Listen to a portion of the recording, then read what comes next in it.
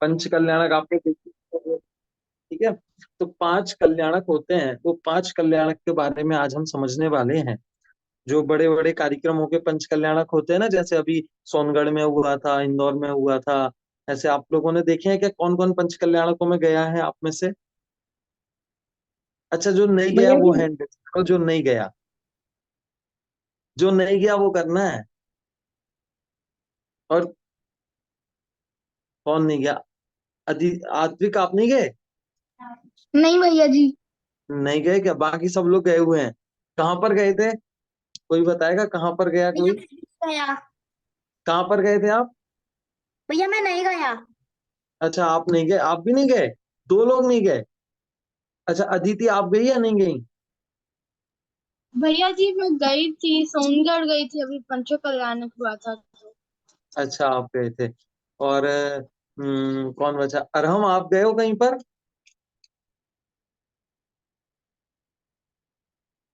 हाँ। कहाँ पर गए हो? मेरी नानी के गांव में गया था। अरे, जगह जगह का है, नानी कहाँ रहती हैं? जबलपुर। अच्छा, जबलपुर गए थे आप, ओके। और शुभ, आप कहाँ गए थे? सर इंदौर में। अच्छा, इंदौर गए थे। अच्छा। और एसना, आप कहाँ पे गए हो?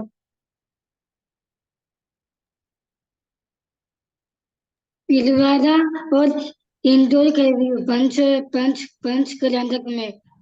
अच्छा, भीलवाड़ा और इंदौर गए हुए हो। इंदौर अच्छा, भीलवाड़ा अर्पिता में जी भी आप हुआ नहीं था, गए? इंदौर में भी हुआ था। भैया जी मैंने पहले किए हुए हैं, मैंने मंगलायतन के भी किए हैं। अच्छा। मैं यहाँ के भी क्या आसपास, मतलब मैं मैनपुरी की हूँ तो आसपास के मैंने किए हुए हैं। अच्छा, ओके। और गरिमा जी आपने? जी मैंने फिरोजाबाद में ही मेरे घर के पास में हुए थे पंच कल्याणक। तो वहां अच्छा। मैंने किए थे, मैं वहां अष्टकुमारी भी बनी थी अच्छा। तब। मतलब आपने वो छोटे में किए होंगे वो तो। हाँ हाँ। ओके। चलिए। तो वो पंच कल्याणक में क्या होता है? माधुरी जी बताइए, क्या होता है पंच कल्याणक में? गर्भ कल्याण। नहीं, क्या होता है पंच कल्याणक में? आप गए होंगे, आपने देखे होंगे, तो वहाँ क्या क्या होता है, क्या क्या चलता है वहाँ पे? वो वैसे ही नाटक टाइप कुछ करते हैं वैसे ही। क्या करते हैं? हाँ, वो जो बच्चे लोग करते हैं ना हाँ। वैसे। अच्छा, वैसे करते हैं। हाँ वैसे। और कौन बताएगा क्या होता है पंच कल्याणक में? भैया जी मैं बताऊं? हाँ, आप बता दो, नहीं आप लास्ट में बताइएगा। तो हाँ। और कौन है?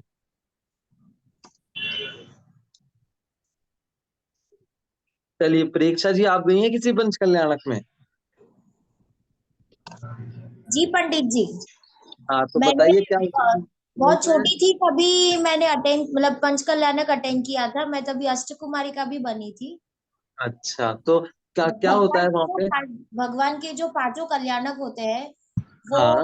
उसको हम सेलिब्रेट करते हैं। जैसे वो काल में जब एक्चुअली भगवान, मतलब गर्भ के टाइम पे तब क्या हुआ था वो शॉर्ट हाँ। में हम पूरा पांचों दिन सेलिब्रेट करते हैं उसे, नाटक हाँ, के क्यों द्वारा, करते हैं? इंद्र सभा के द्वारा। क्यों करते हैं, क्यों करते हैं? मतलब कई अगर भगवान हमें भगवान को विराजमान करना होता है मंदिर बनवा के, तो उनके हाँ। पांचों कल्याणक हमें सेलिब्रेट करने पड़ते हैं उन्हें विराजमान करने से पहले। हाँ, देखिए, जो पंच कल्याणक है, ये पंच कल्याणक जो हम पढ़ने वाले हैं और अपन जो देखते होंगे, आपने हर जगह देखे होंगे, ये दोनों अलग अलग चीजें हैं। कैसे अलग अलग चीजें हैं? पंच कल्याणक तो वो होते हैं जो असली में होते हैं, जब कोई भगवान बनता है, तीर्थंकर बनते हैं, तब उनके साथ जो घटनाएं होती हैं उनको कहते हैं पंच कल्याणक। जैसे जब महावीर भगवान हुए, तो महावीर भगवान का जन्म हुआ, गर्भ हुआ, दीक्षा ली, वो मोक्ष गए। तो उनके जीवन की मुख्य पांच घटनाएं जो तीर्थंकरों के जीवन में होती हैं, सभी भगवानों के नहीं होती, किसके होती हैं? सिर्फ तीर्थंकरों के होती हैं। उनको पंच कल्याणक कहते हैं।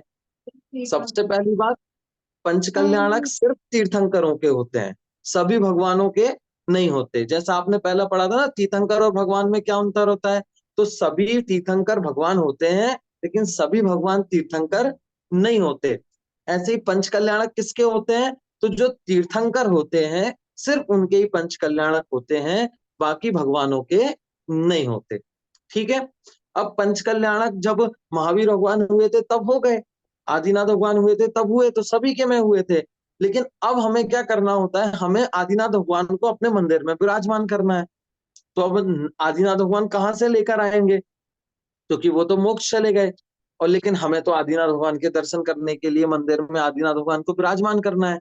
तो हम क्या करते हैं कि आदिनाथ भगवान की एक प्रतिमा बनाकर उस समय जैसी प्रक्रिया उनके साथ हुई थी और जिस तरीके से वो भगवान बने थे, ऐसे ही उस मूर्ति के साथ, उस प्रतिमा के साथ वो प्रक्रिया करते हैं, और फिर वो जाके वो जो मिट्टी की, जो पत्थर की प्रतिमा होती है, वो क्या हो जाती है, भगवान बन जाती है।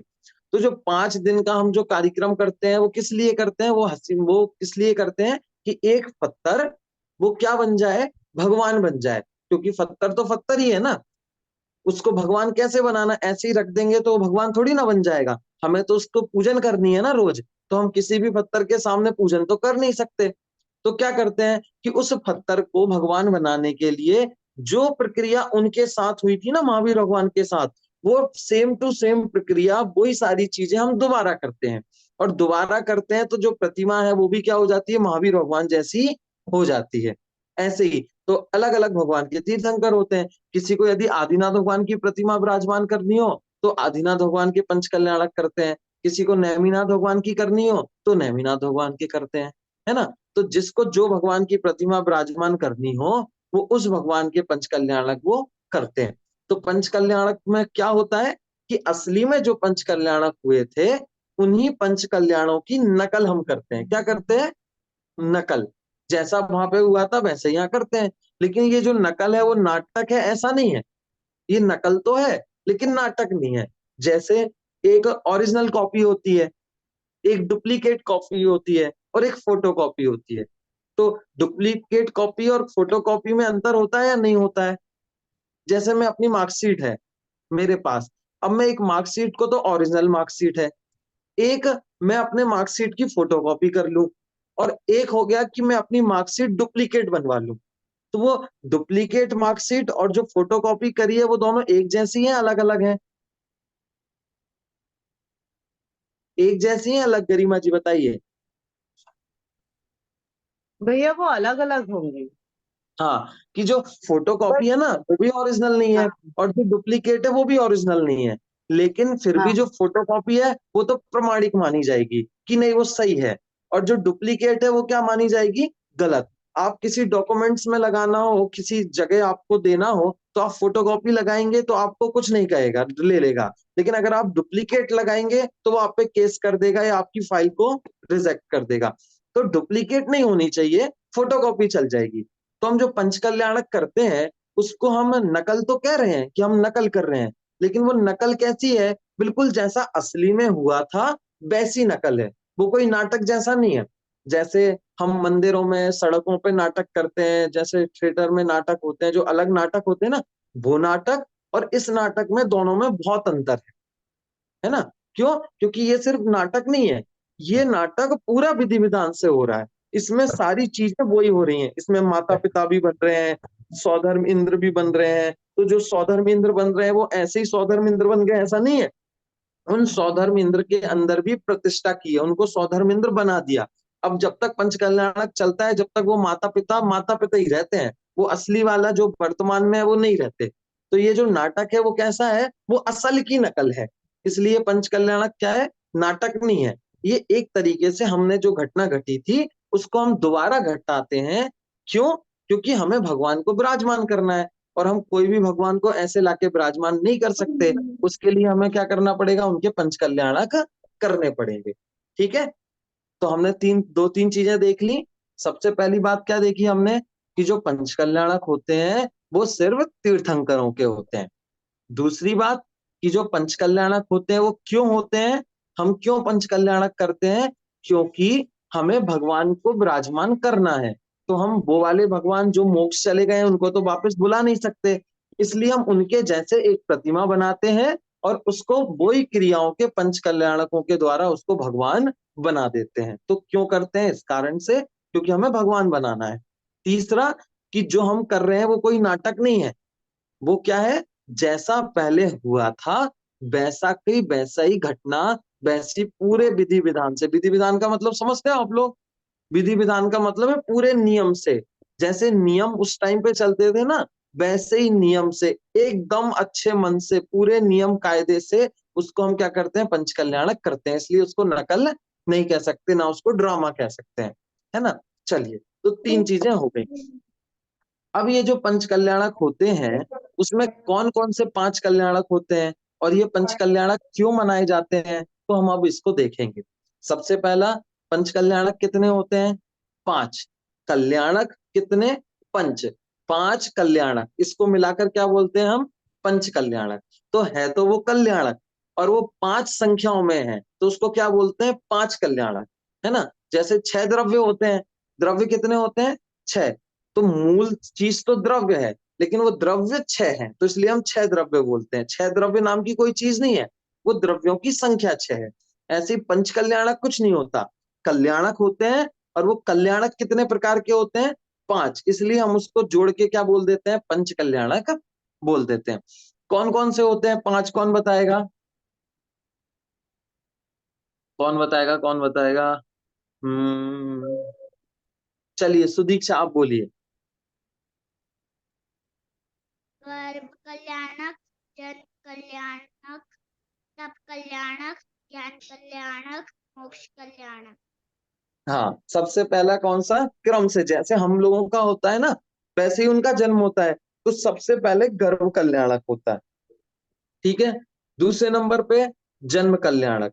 तीसरे नंबर पे दीक्षा कल्याणक या तप कल्याणक। जो तीसरे नंबर वाला है उसके 2 नाम है, दीक्षा कल्याणक भी बोल सकते हो और तप कल्याणक भी बोल सकते हो, ठीक है। चौथे नंबर पर कौन सा होता है? ज्ञान कल्याणक। और 5वें नंबर पर होता है मोक्ष कल्याणक, ठीक है। ये क्रम से होते हैं। सबसे पहले गर्भ कल्याणक, यानी जब बालक, जो तीर्थंकर होते हैं ना, वो उनकी माता के पेट में आते हैं, तो उसको क्या बोलते हैं? गर्भ कल्याणक। जब वो गर्भ में आते हैं, तो सबसे पहले बच्चा कहाँ आएगा? पेट में आएगा। फिर बच्चा पेट से बाहर आएगा, तो उसको क्या बोलते हैं? जन्म कल्याणक। उसका जन्म हो गया, तो गर्भ कल्याणक, जन्म कल्याणक। जन्म के बाद फिर जब वो संसार में रह रहकर संसार से विरक्त हो जाते हैं और संसार को छोड़ के जब वो मुनि बन जाते हैं ना, तो मुनि बनते हैं, उसको क्या बोलते हैं? दीक्षा कल्याणक या तप कल्याणक। और मुनि बनने के बाद जब उन्हें केवल ज्ञान प्रकट हो जाता है, जब वो पूरी दुनिया, वो 3 लोग को एक साथ जानने लगते हैं, सर्वज्ञ हो जाते हैं, तो उसको बोलते हैं ज्ञान कल्याणक। और जब वो इस संसार को छोड़ के मोक्ष चले जाते हैं, सिद्धालय में चले जाते हैं, तो उसको कहते हैं मोक्ष कल्याणक, ठीक है। सबसे पहले गर्भ, दूसरे नंबर पे फिर होगा जन्म, फिर वो दीक्षा लेंगे। दीक्षा का ही दूसरा नाम क्या है? तप कल्याणक। फिर उनको केवल ज्ञान प्रकट होता है, जिसका बोलते हैं केवल ज्ञान कल्याणक। और फिर वो मोक्ष चले जाते हैं, तो उसको कहते हैं मोक्ष कल्याणक। तो ये 5 घटनाएं हो गई जो हर तीर्थंकर के में मुख्य होती हैं, इसलिए हम इन 5 घटनाओं को मनाते हैं। अब इन 5 घटनाओं को कल्याणक क्यों कहते हैं? अब जो कोई बच्चा जन्म हुआ, तो उसका त्योहार थोड़ी ना है कोई। जैसे तो हम रोज कितने सारे लोग हॉस्पिटल में पैदा होते हैं, तो सब लोगों के जन्म का त्योहार मनाया जाता है क्या? नहीं मनाया जाता। और जो बच्चा पैदा हो रहा है वो गर्भ में भी आया होगा, तो उसका भी प्रोग्राम नहीं बनाते। जैसे हमारा बर्थडे है, तो हम बर्थडे मनाते हैं, तो हमसे मना करते हैं ना कि ये बर्थडे क्यों मना रहे हो, फालतू की चीजें हैं। अब हम भगवान का बर्थडे मना रहे हैं, तो वो क्या जरूरत है उसके भगवान के बर्थडे मनाने की उनके गर्भ में? क्योंकि बहुत सारे लोग आते हैं, तो भगवान को ही क्यों मनाते हैं? कोई बताएगा क्यों मनाते हैं वो उनका बर्थडे अपन? जन्म कल्याण क्या है? उनका बर्थडे। हाँ बोलिए, कौन बोल रहा है? गरिमा जी बोलिए। भैया जी, हम मनुष्य, साधारण मनुष्य और तीर्थंकर में डिफरेंस होता है। हाँ। तीर्थंकर जो है वो एक भवतारी है, वो उस भव में आकर फिर वो मोक्ष चले जाएंगे। हम्म। हम जन्म जन्मांतर तक जन्म मरण के हम्म। चक्र में घूमते रहेंगे। और हमसे तो ये कहा, मतलब हम जो मनुष्य हैं अपना जन्म कल्याणक या बर्थडे जब भी मनाते हैं कि तुम्हारी तो उम्र कम हो रही है, तो हम्म। भी तुम उसे सेलिब्रेट कर रहे हो।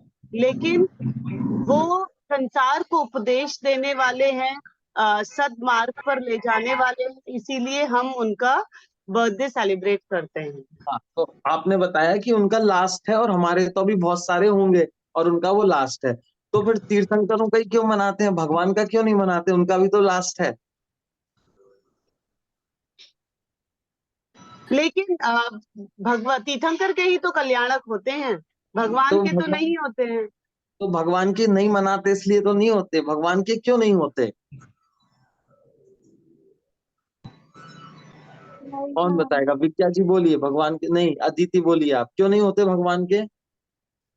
भैया जी क्योंकि तीर्थंकर की उपदेश देते हैं, इतना उपदेश देते हैं और उनकी दिव्यता नहीं खिड़ती है। हाँ, देखो, ये जो कल्याणक है ना, कल्याणक का मतलब क्या होता है, जो कल्याण करने वाला हो। तो पंच कल्याणक मतलब पांच ऐसी घटनाएं किसके जीवन की, किसी के भी जीवन की, जो कल्याण करने वाली हो। किसका कल्याण करने वाली हो, खुद का भी और संसार के जीवों का भी। तो ऐसे तीर्थंकर ही होते हैं जिनके जीवन की ये पांच घटनाएं स्वयं का और दुनिया भर के जीवों का क्या करती हैं, कल्याण करती हैं। तो कल्याणक, कल्याणक यानी कल्याण करने वाला। तो कल्याणक, और कितने होते हैं वो, पांच। तो ऐसी घटनाएं, कल्याणक की परिभाषा क्या हो गई कि ऐसी घटनाएं जिन घटनाओं से स्वयं का और दूसरे जीवों का कल्याण होता हो, उसे कल्याणक कहते हैं।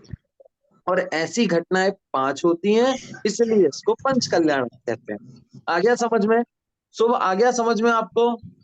कहाँ देख रहे हो शुभ, बोलो बोलो, क्या बोला मैंने, बोलो क्या बोला मैंने।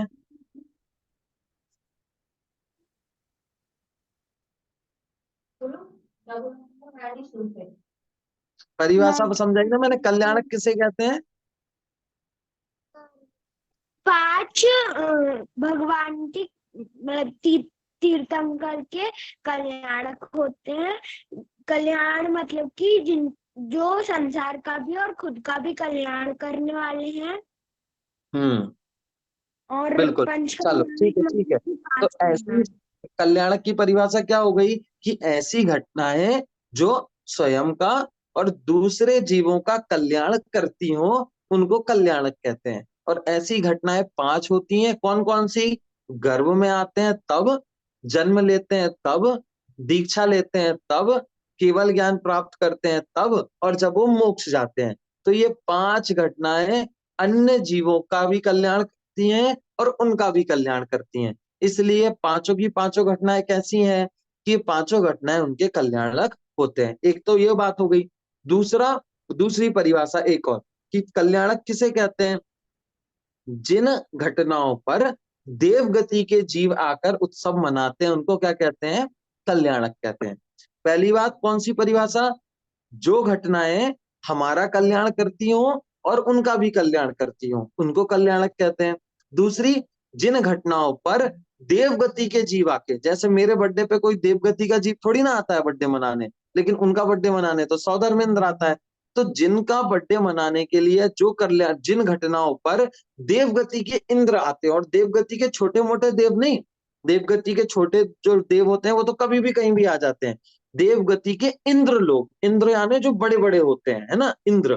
तो देवगति के जो इंद्र हैं वो लोग आकर जिन घटनाओं पर उत्सव मनाते हैं, उत्सव यानी सेलिब्रेट करते हैं, उसको एक त्योहार जैसा मनाते हैं, उसको क्या कहते हैं, कल्याणक कहते हैं। ठीक है, दो चीजें हो गई। एक तो जिन घटनाओं से कल्याण होता हो उनको कल्याणक कहते हैं, और जिन घटनाओं पर इंद्र लोग, देवगति के जीव आकर उत्सव मनाते हैं, त्योहार मनाते हैं, सेलिब्रेट करते हैं, उसको क्या बोलते हैं, कल्याणक कहते हैं। ये कितने होते हैं, पांच होते हैं। ठीक है, कितने होते हैं, पांच। याद हो गए नाम सबको, किसको नहीं हुए नाम याद। चलो विवान, आप बताओ,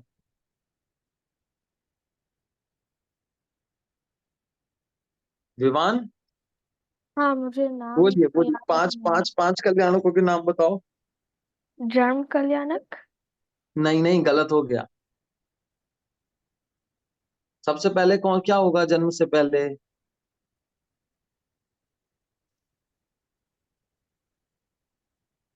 मुझे याद नहीं। गर्भ गर्भ कल्याणक, सबसे पहले गर्भ, गर्भ यानी पेट में आना। तो सबसे पहले बच्चा आएगा तो सबसे पहले पेट के बाहर आएगा या पेट में आएगा, कि पहले पेट पेट में। में आएगा। तो वो टम्मी में जो आता है, जो पेट में आया, उसको बोलते हैं गर्भ कल्याणक। ठीक है, चलो आगे फिर क्या होगा, पेट में आने के बाद पेट में ही रहेगा क्या जन्म। हमेशा? हाँ, फिर उसका जन्म हो जाएगा तो उसको कहते हैं जन्म कल्याणक। ठीक है, तो जन्म। दो हो गए, सबसे पहला गर्भ और फिर जन्म। जन्म। तीसरे नंबर पे कौन सा है? अ, चलो, कौन बताएगा और कौन बताएगा? चलिए ध्रुवी, ध्रुवी जी आप बताइए, या प्रीति। आप दो लोगों ने वीडियो ऑन नहीं कर रखे हैं, दोनों में से कोई भी बताइए, ध्रुवी या प्रीति, कौन बता रहा है? सर हाँ बोलिए। पहले हाँ जन्म कल्याणक, तब कल्याणक, हाँ, कल्याणक। चलिए सबसे पहले कौन सा होता है? भैया मैं बताऊं? सबसे, हाँ बता दो, आप बता दो। गर्भ कल्याणक, जन्म हाँ कल्याणक, हाँ, केवल ज्ञान कल्याणक। नहीं, सीधा जन्म के बाद केवल ज्ञान हो गया। नहीं भैया मैं बोलूं? दीक्षा कल्याणक, हाँ, केवल दीक्षा ज्ञान कल्याणक। कल्याणक, हाँ, मोक्ष कल्याणक। मोक्ष कल्याणक। चलो बहुत बढ़िया, तो सात पांच नाम हो गए। ये जो पंच कल्याणक ये पांचों होते हैं। ठीक है, अब हम देखेंगे कि इन पांचों में क्या क्या होता है। तो सबसे पहला हाथ शुभ बोलो, क्या प्रश्न है आपका? कोई प्रश्न है क्या? नहीं सर, मैंने वो ही 5 बताने के लिए। ठीक है, तो आप म्यूट करके बोल लो, खुद बोल दो, मैं लिपसिंग से समझ जाऊंगा आपको याद हुए या नहीं, बोलो। ठीक है, हाँ, तो कौन कौन से हो गए? गर्भ कल्याणक, जन्म कल्याणक, दीक्षा कल्याणक, तप कल्याणक, इसको ही तप भी बोलते हैं, ज्ञान कल्याणक और मोक्ष कल्याणक। ठीक है, अब गर्भ कल्याणक में क्या होता है, गर्भ कल्याणक क्यों मनाया जाता है? तो भगवान क्या होता है कि सबसे पहले भगवान गर्भ में आते हैं। ठीक है, तो गर्भ में आते हैं, तो वो भगवान जो गर्भ में जन्म लेते हैं, तो गर्भ में आते समय उनको क्या होता है, गर्भ कल्याणक मनाए, उसको गर्भ कल्याणक कहते हैं जब वो गर्भ में आते हैं। ठीक है, तो अब जब वो तो गर्भ में आते उन्हें हैं तो क्या क्या चीजें होती हैं, क्या विशेष होता है जब वो गर्भ में आते हैं? तो सबसे पहले तो क्या होता है कि जब वो गर्भ में आते हैं तब क्या होता है कि जो कुबेर है ना, सौधर्मिंद्र और कुबेर होते हैं, तो जो कुबेर है वो पूरे अयोध्या में जहां भी वो जन्म लेने वाले हैं वहां क्या करता है, रत्नों की वर्षा करता है। क्या करते हैं? रत्नों की वर्षा करते हैं। कब करते हैं रत्नों की वर्षा? कि जब गर्भ में आने वाले होते हैं ना, उससे 6 महीने पहले से करने लगते हैं। और जब वो गर्भ में आने के बाद जब तक उनका जन्म नहीं हो जाता, तो कितना समय लगता है? 9 महीने। कि बच्चा पेट में कितने दिन रहता है? 9 महीने तक। तो 9 महीने तक, पूरा 9 महीने, और 6 महीने पहले से वो वर्षा करने लगते हैं। तो टोटल कितने हो गए? 9 और 6 कितने हो गए? 15। तो ऐसे 15 महीनों तक वो रत्नों की वर्षा करते रहते हैं। आसमान से रत्न क्या होते हैं? गिरते रहते हैं नीचे। और रत्न आने, वो मोती नहीं, ऐसे महंगे महंगे रत्न ऊपर से वो कुबेर इंद्र गिराते हैं। बहुत महंगे महंगे कीमती कीमती बहुमूल्य रत्न वो गिराते हैं। तब तक 15 महीनों तक।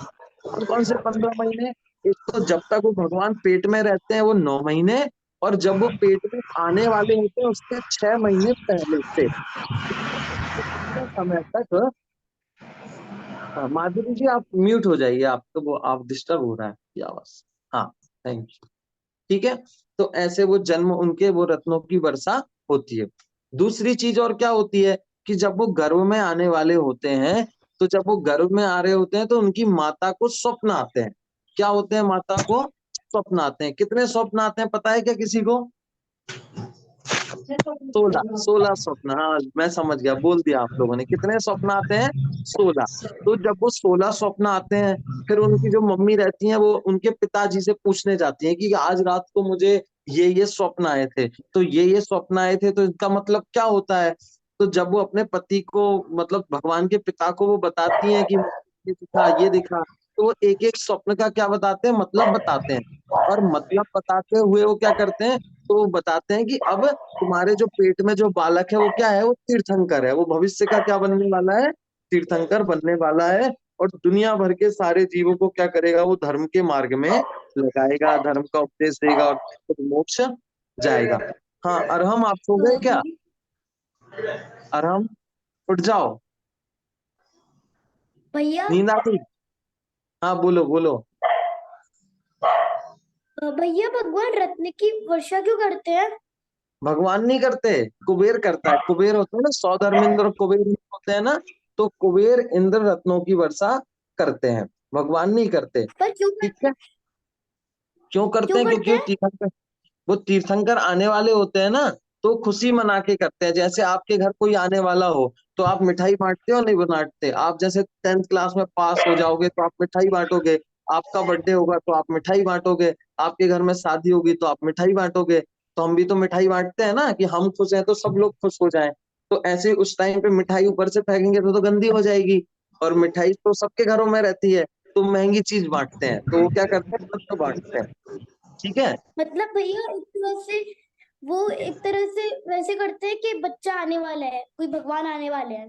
हाँ हाँ हाँ, वो खुशी मनाते हैं ना, एकदम खुश हो जाते हैं, बहुत खुश हो जाते हैं। जैसे हमारे यहाँ कोई विद्वान आने वाला हो, कोई बड़ा व्यक्ति आने वाला हो, तो हम खुश हो जाते हैं ना। जैसे नरेंद्र मोदी अभी आपके यहाँ पे आ जाए तो आपके सारे रोडों को चमका देंगे, खूब सारी लाइटें लग जाएंगी, एयरपोर्ट सज जाएगा, फिर उसको लेने के लिए 20-25 गाड़ियां जाएंगी, तो उसके लिए वो सारी चीजें होती है ना।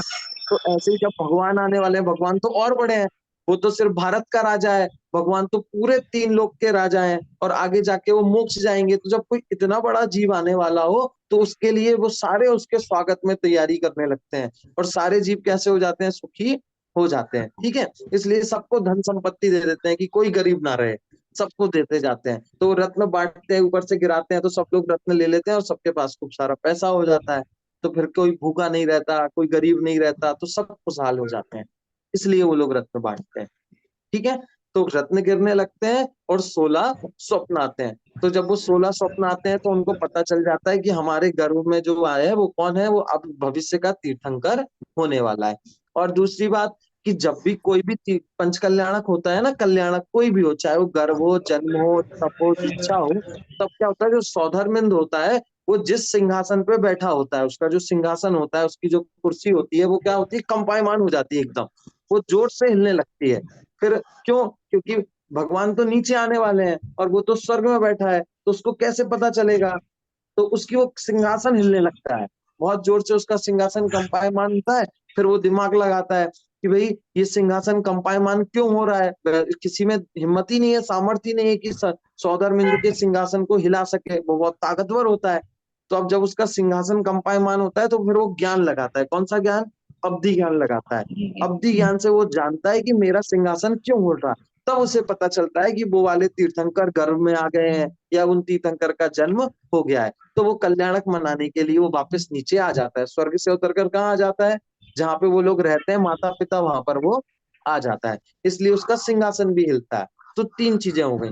एक तो कुबेर इंद्र क्या करता है, रत्नों की वर्षा करता है, तीर्थंकर की माता को 16 स्वप्न आते हैं, और चौथे तीसरे नंबर पे कि जो सौधर्मिंद्र होते हैं उनका सिंहासन कंपायमान होने लगता है। तो जब ऐसी चीजें होती हैं, इसका मतलब तीर्थंकर का जो जीव है वो गर्भ में आ गया है।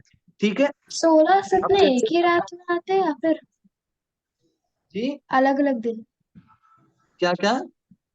16 सपने एक ही रात में आते हैं, अलग अलग दिन? हाँ, एक ही साथ आते हैं, सारे एक ही साथ आते हैं, एक ही रात में सारे के सारे एक साथ आते हैं, वो उनको याद भी हो जाते हैं। है ना आरम, आपको नींद आ रही है क्या? सपने तो नहीं आ रहे आपको? चलिए, ठीक है। तो 16 स्वप्न उनको आते हैं। दूसरी बात देखो, जैसे तीर्थंकर जो होते हैं उनको वो जीव पेट में आए, तो पेट में आने पर जैसे जो बच्चे होते हैं वो कैसे होते हैं, टेढ़े आड़े पड़े होते हैं, है ना, पेट में ऐसे कुड़ी मुड़ी बनाए, एकदम सिकड़े सिकड़ाए पड़े होते हैं, एकदम बॉल की तरह लपटे हुए। लेकिन वो तीर्थंकर होते हैं ना, वो ऐसे नहीं होते। वो कैसे होते हैं, वो पद्मासन में हाथ पे हाथ रखकर आल्टी पाल्टी मार के, जैसे हम खाना खाने के लिए बैठते हैं और हाथ पे हाथ रखते हैं ना, जाप करते हैं तब मंदिर में, वैसे वो माथे पे उठना बैठे रहते हैं। वो टेढ़े आड़े उल्टे सीधे नहीं होते, उनको कोई कष्ट नहीं होता। जैसे कोई बच्चा पेट में है तो क्या होता है, आप उसकी फोटो देखना कभी, कोई बच्चा पेट में होता है ना, तो ऐसे बिल्कुल बॉल की तरह ऐसे लपटे हुए, बिल्कुल सुकड़ा हुआ सा ऐसे 9 महीने तक पड़ा रहता है। लेकिन वो तीर्थंकर ऐसे नहीं होते हैं।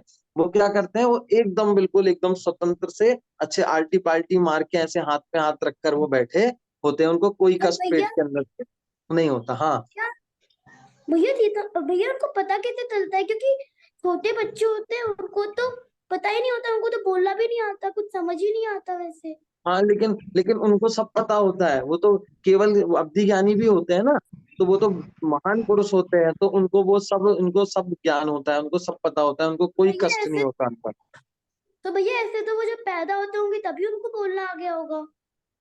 जी जब वो पैदा ही होंगे उसी टाइम उनको बोलना भी आ गया होगा, नहीं, चलना भी आ गया बोलना होगा। बोलना नहीं आता, बोलना तो इसलिए नहीं आता क्योंकि उनके सब दांत ही नहीं है ना, दांत और जीभ से बोल पाते हैं। हम जो बोलते हैं वो किससे बोलते हैं, दांत से, कुछ तलुए से, जीभ से बोलते हैं, कुछ ओंठ से बोलते हैं। तो जैसे जैसे शरीर बढ़ता है वैसे वैसे ये सारी चीजें आती हैं, तो तब बोलना सीख पाते हैं।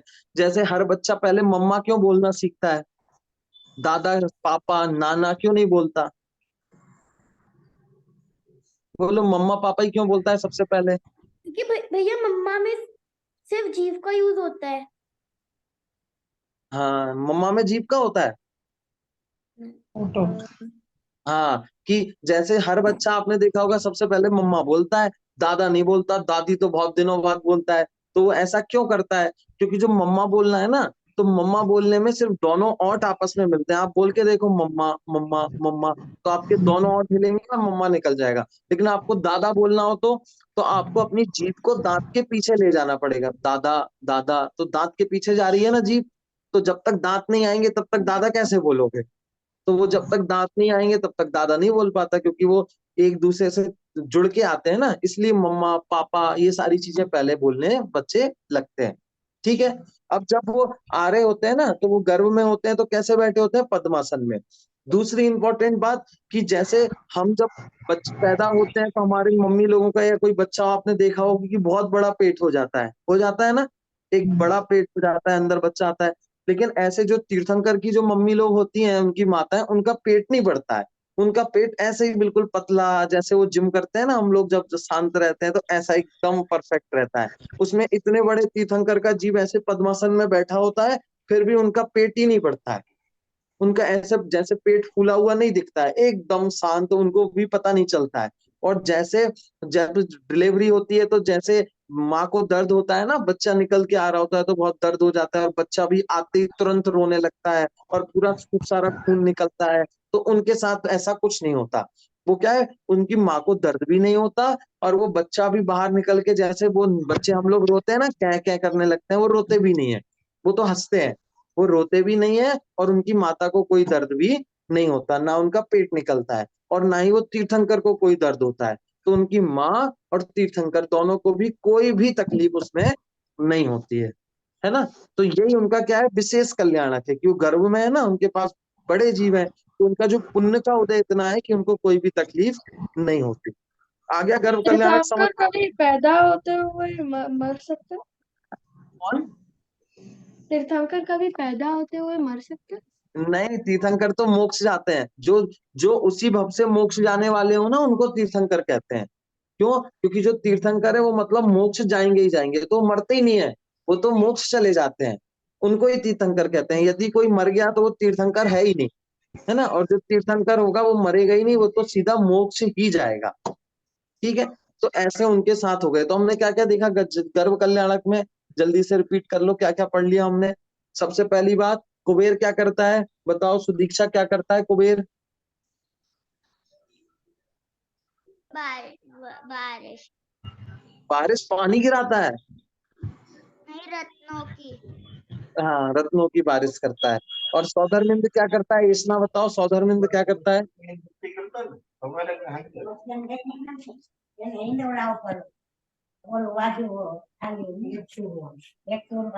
सौधर्मिंद को क्या होता है?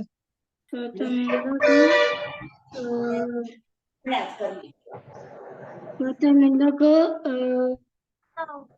राजा, वो क्या बोलते हैं, सिंहासन, सिंहासन। सिंहासन पर विराजमान करते हैं। हाँ, वो सिंहासन सिंहासन पर उनका हिलने लगता है, कंपायमान विराजमान होने करते लगता है ना। चलिए। हैं। और आध्या, आप बताइए, उनकी माता को क्या होता है जब वो गर्भ में आने वाले होते हैं तो? 16 सपने। हाँ, उनकी माता को 16 स्वप्न आते हैं। तो किससे पूछने जाती हैं, उनका मतलब किससे पूछने जाती हैं?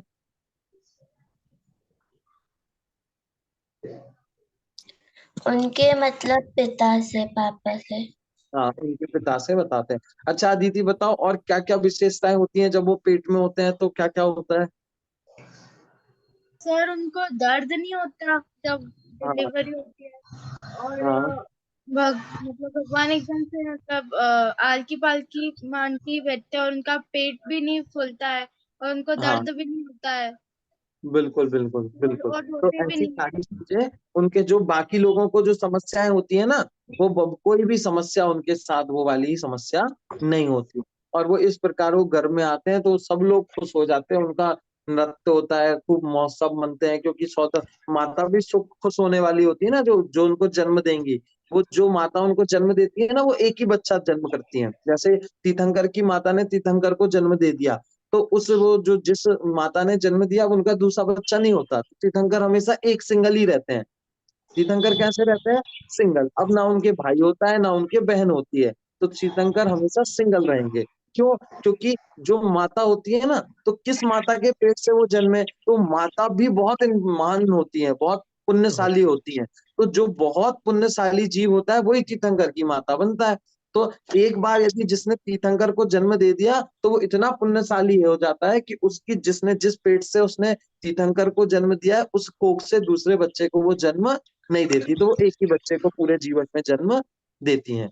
ठीक है, चलिए। ठीक है, कितने टाइम हो गया? हाँ बोलिए, गरिमा जी बोलिए। तीर्थंकर की माता ना एक भवतारी होती है, वो भी एक भवतारी होती है।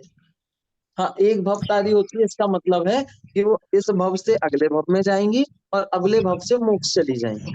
तो वो एक भवतारी ऐसे होती है, उस भव से ही नहीं जाती हैं। जी, बिल्कुल। तो ऐसे वो तीर्थंकर की माता होती है। और जो तीर्थंकर होते हैं, तो जो तीर्थंकर के अंदर जैसे हमारा सफेद खून होती, लाल खून होता है ना अंदर, ऐसे तीर्थंकरों का खून नहीं होता। उनका कैसा खून होता है? सफेद खून होता है, उनको लाल खून नहीं होता। और जैसे हमारे नाखून बढ़ते हैं, हमें सुसु लगती है, हमें पोटी लगती है, ऐसे ही उनको सुसु पोटी भी नहीं लगती। वो खाना तो खाते हैं, लेकिन उनके पेट में ही वो खत्म हो जाता है। तो उनको सुबह ना सुसु जाना है ना पोटी करने जाना है, तो उनको ये सारी समस्याएं भी उनको नहीं होती, क्योंकि उनका शरीर ही इतना अच्छा होता है कि वो खाते हैं और उनको वो खत्म हो जाता है, तो उनके शरीर से गंदगी वो निकलती नहीं है। तो ये सारी चीजें उनके शरीर में अपने आप होती है। एक तो सुसु पोटी नहीं लगती, दूसरा क्या कि उनका जो खून होता है वो कैसा होता है? सफेद कलर का होता है।